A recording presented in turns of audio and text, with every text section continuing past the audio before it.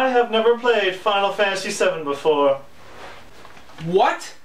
Never playing Final Fantasy VII and being a video game reviewer? Was like being a movie critic without ever watching Citizen Kane? That's bullshit! Also, the gameplay Legend of Zelda Skyward Sword sucks Deku balls. Ah, big smooch! Here's your Android phone where you can only play Final Fantasy. Oh, the bravest bitch! Yeah, you heard. Before this review, I have never played this game fully. What I mean by that is I got it for the PS3 and... Where's Uncharted?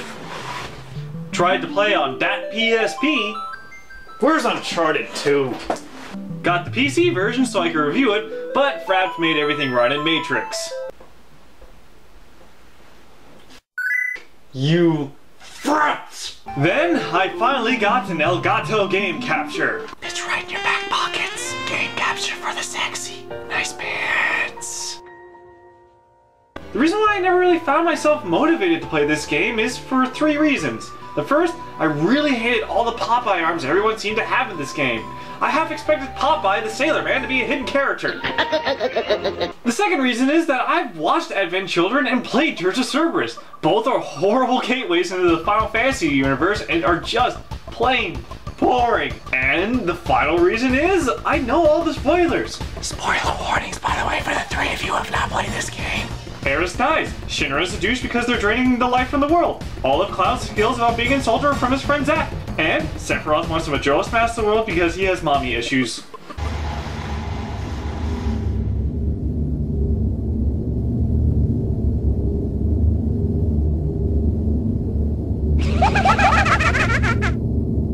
This is an RPG, so in order for me to like this game, I gotta like all the characters, which I was a little worried about because I hate them in everything else they're in.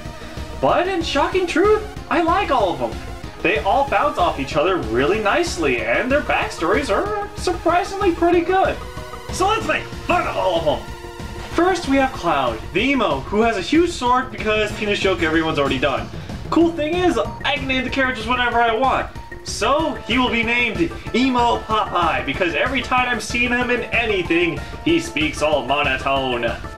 The day of the explosion. What do you want from me? I managed to get out. Who of were the building guys that attacked me? before it collapsed. I'm leaving. After we get Berk, everyone wants me to name him Mr. T, but I'm more OG than that. So, he's going to be named Coltrane because every single time he does a limit, I can imagine he says... Gobble, gobble, gobble! Whoa! Then we have Nakutz, who the animators went that extra mile to animate her boobs bouncing in cutscenes. I really like to think during a meeting for the CG cutscenes, they set aside a certain amount just so they can have those boobs bounce.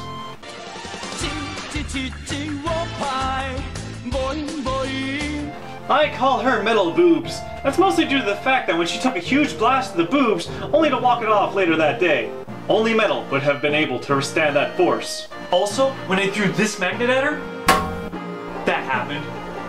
Next is Aerith, who, when she died, everyone and their mother cried. Pansies, who cries at a video game? Do you think love can bloom, even on a battlefield? Yeah, I do. I think at any time, any place, people can fall in love with each other.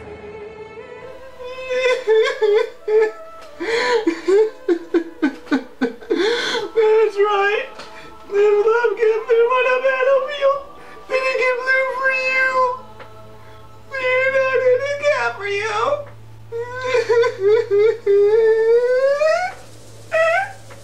Now it's time to give Miss Flower Girl McLove-Interest a name.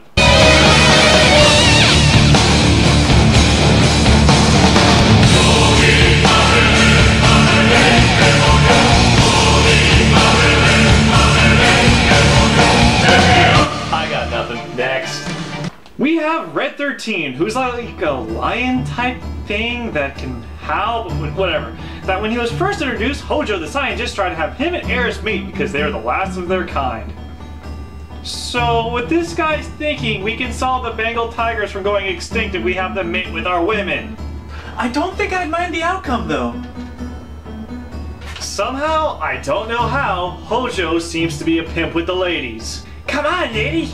I can show you some proper breeding techniques back at my place. So back to 13 here, let's name him Kimba, because as we all know, Lion King somewhat ripped off Kimba the White Lion.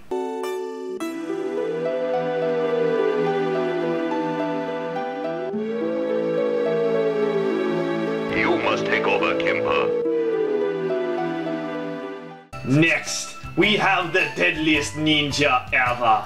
Don't believe me? She saw Emo the Popeye Man, full metal boobs, and a freaking lion, and she was like, yeah, I can take these guys. Truly, she is the greatest ninja ever. Striker, Ryu Hayabusa, Scorpion, pussies, compared to the almighty Yuffie. Now, it is time to name her. No one will ever know who she truly is. Then we have Katesif, who just joins you. He just comes inside you without permission. This little guy here is a cat robot that controls a big Mog robot. A little like Master Blaster, so that's what I named him. Yeah, I know I made a Mad Max reference. I guess I could never get beyond Thunderdome. Oh, Maui, I made a Mad Max reference. I know Spoonie did it first, but I don't care, I did it. After him, we get Vincent Valentine, the man I played in Dirge of Cerberus, and voiced by the sexiest man voice in the whole entire world, Steve Blum. He voiced Amon from Legend of Korra, Wolverine in various things, and Spike from Cowboy Bebop. Speaking of Bebop, Faye Valentine, Vincent Valentine. Faye Valentine, Vincent Valentine. Faye Valentine, Vincent Valentine. I'm gonna write the most raunchiest fanfiction ever. Here's one of the paragraphs. When they majestically walked into the bedroom, bellies full of wonder and soybeans, Vincent lay down, gesturing to Faye to join him in the Tempur-Pedic foam of amazing. As she slothed her way to his side, he whispered promises of joy that they both knew he could fulfill. As the Sandman sprinkled sweet dreams into their eyes, Faye said, "Today was as wonderful as any other." Sleep took them. And when they woke up, they like 20 times. Last and certainly not least is Sid, a chain-smoking blonde dude who uses a spear, and usually in a Final Fantasy game that would make him a dragoon, so I called him Levitz. For all those who did not get that reference, let's talk about the big bad, Sephiroth, the man with beautiful, long, flowing hair, angst, and he killed Eris with his thin, long sword. Hey, phrasing! I really thought I was gonna hate this guy because everyone and their mother always went on saying, he is the greatest Final Fantasy villain ever. He is so evil, oh my god. One Winged Angel is my love song, even though his actual theme music is much better because it suits the tone of the game much better, but still, One Winged Angel's awesome. I actually like Codpiece more here. He also speaks in all one note in everything I've seen him in, even when he's trying to be all friendly. Come and try. So smug. But for how long? But surprisingly, I found myself really liking this guy. But why? Maybe because whenever he spoke, I was able to give him my own reflections on how he said things, since there's no voice acting in the game. It can also be I understand his identity issue, not knowing where he's from, and then to find out he was an experiment-made being, that his skills aren't truly earned, but were due his mother, Gianova. Plus, when he killed Eris, who, even though I knew she was gonna die, was still a fun character that was just not some majestic acting woman, but a kind woman who would take no crap from anyone and sees dead people. After he killed her, he just taunted you as the main character, and you were crying. What, are you gonna cry now? Come on, cry, baby, cry for me. Come on, cry! Deep in the recesses of my brain, a tiny red-hot little flame began to grow. So, as a main villain, I have to say I love chasing after him. Now, I'm not going to say any more on the story, because it is something you have to experience for yourself. So, let's go right into the gameplay. This game is turn-based, but even though people are taking turns shooting each other in the face, you still have to be quick on your feet because if you take too long choosing your attack, the enemy will not wait and they will attack you.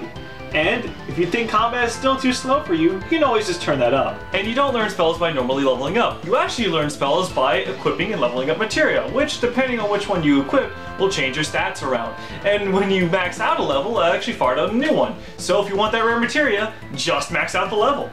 Which I was a little worried about because anyone can be a healer, damage, or tank, making it so that no one would be unique. But I was wrong because every character has different limit breaks. These things are awesome, dealing major damage and helping a crap ton during boss fights. So choose your party and your limits based on your playstyle. My playstyle is overkill.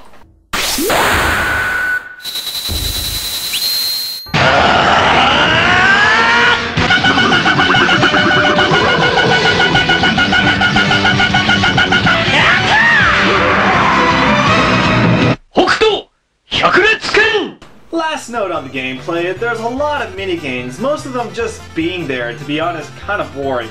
But one does stand out to me, and that's when you're escaping from the Shinra headquarters. This is just awesome!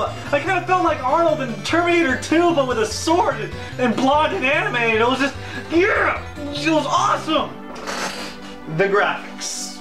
The backgrounds look really good, the environment looks really good. Some of the CGI cutscenes look very inspired and look really awesome. And the characters and the effects inside combat is actually pretty decent. But all the other things, like the characters, suck. I mean, I know this is one of the very first all 3D RPGs, but those Popeye arms! Yes, I know I keep using that joke, but I really can't get over the arms. I know that's my fault, but to me it just hasn't aged that well. Which brings me to something everyone's been asking. Remake Final Fantasy VII and get rid of the Popeye arms. Or I look back at you and say, no. They would remake this all wrong. I say that because every time they go back to Final Fantasy VII, they change the art style to a more realistic look. I believe the original art style of the game was more of an anime look. Not a cutesy girly anime, mind you, but a darker tone. They would also add unnecessary things. Don't believe me? Crisis Core. Never played it, just watched all the cutscenes. Zack's death. In the original game, Zack was in a weakened state because of the experiments done to him and Cloud. And when Shinra caught up to him, Zack was unable to fight anymore as Shinra gunned him down and left Cloud unable to say goodbye to his best friend.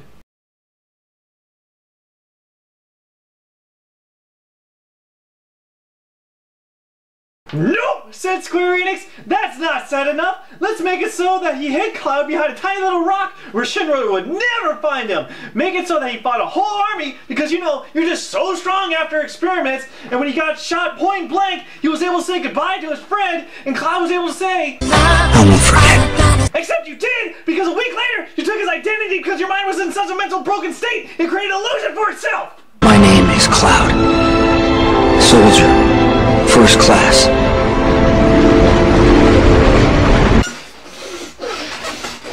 If they're going to remake this game, here's what they gotta do. Keep the anime art style of the original game. Don't add any dialogue. Keep it all the same. Don't change the combat, because knowing you, Square, you'd want the game to play itself. And also, if you're still not on my side of them remaking it, they would make Tifa's boobies smaller. I mean, look at them side to side. See, you can clearly see new Tifa's boobie is smaller than old Tifa. Well, don't get me wrong, I actually kind of like them small, like Yuffie here. No, not that one, that's Jildy. Ah, there we go. I can compliment that one. But anyways, do you really want smaller boobies?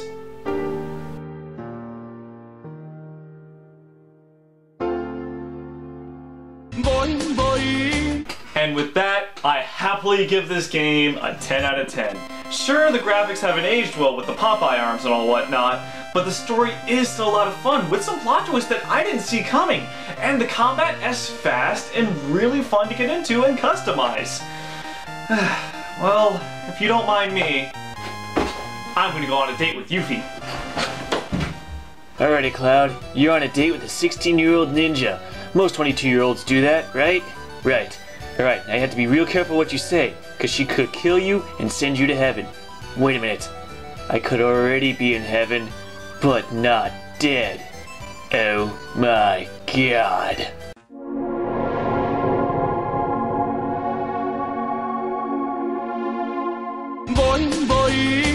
Alrighty. Also, the gameplay in Legend of Zelda Skyward Sword sucks Deku balls. Aw, my squiggly smooch! Here's your Android phone where you can only play Final Fantasy all the bravest, bitch! By the way, you did hit me in the nuts. I know I did. I thought I was supposed to. You were supposed to actually tell me. I guess you can't really see it, but